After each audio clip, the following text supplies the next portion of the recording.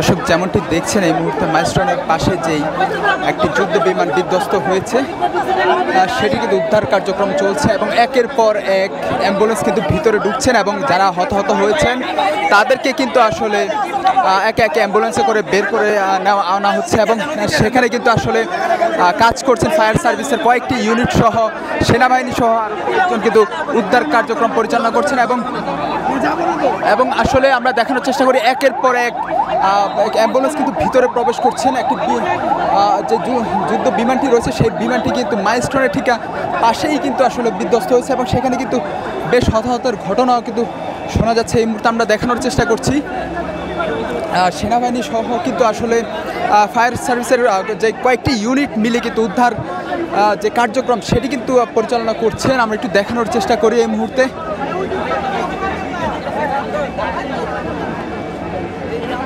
এই মুহূর্তে কিন্তু আসলে দেখছেন পুরো জায়গাটি কিন্তু থমথম হয়ে রয়েছে এবং একের পর এক অ্যাম্বুলেন্স ঢুকছেন এবং কয়েকটি কিন্তু ফায়ার সার্ভিসের ইউনিট কিন্তু আসলে ঢুকছিল। হ্যাঁ, আপনি কি এখানে ছিলেন?